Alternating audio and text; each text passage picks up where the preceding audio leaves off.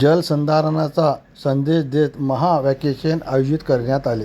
यावेळी लोकप्रतिनिधी, विद्यार्थी, नागरिक, अधिकारी, कर्मचारी व जलसंधारण प्रेमींनी मोठ्या संख्येने आपला सहभाग नोंदवला.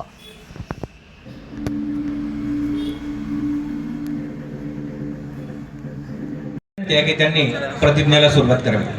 सावधान. मी शपथ घेतो, माझ्या मागे म्हणायचं आहे, मी महाराष्ट्राचा सुजाण व जागरूक नागरिक म्हणून आज अशी शपथ घेतो की माती आणि त्यांच्या संवर्धनासाठी मी सदैव कटिबद्ध राहीन. पाण्याचा प्रत्येक थेंब अपव्यय टाळेन आणि पाणी अडवा पाणी जिरवा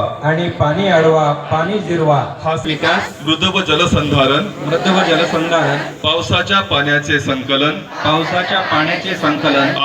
आणि भूजल पुनर्भरणाच्या उपक्रमांमध्ये सक्रिय सहभाग घेईन व इतरांनाही प्रेरित करेन. भविष्य घडवा, सुरक्षित भविष्य घडवा हा संकल्प महाराष्ट्र घडवण्यासाठी महाराष्ट्र शासनाच्या चला माती वाचवू, पाणी जपू, जलसमृद्ध महाराष्ट्र घडवू. जय हिंद, जय महाराष्ट्र. जो जलसंधारण सप्ताह चालू होता आमचा 15 ऑगस्ट पासून, तर तो आज त्याचा सांगता करण्यात आली महावाक्यथान घेऊन. यावेळेस भरपूर प्रमाणात नागरिक म्हणजे आणि युवा वर्ग आमचा जास्त होता उपस्थित त्या याला. तर त्या दृष्टीने आम्ही जो आहे ते पाणी बचाव हा संदेश देतो आहोत त्यांना. पाणी अडवा, पाणी जिरवा आणि जलसंवर्धन करा. ही जी मोहीम आहे, या मोहिमेअंतर्गत कोणते कोणते उपक्रम राबवण्यात आले आपल्या डिपार्टमेंट? आमच्या डिपार्टमेंटमध्ये जे आहे ते चित्रकला स्पर्धा, विविध शाळेत जाऊन चित्रकला स्पर्धा घेण्यात आली, निबंध स्पर्धा घेण्यात आली आणि पाण्याचं महत्त्व जाऊन सांगण्यात आलं प्रत्येकाला, विभागांना, विद्यार्थ्यांना किंवा नागरिकांनाही.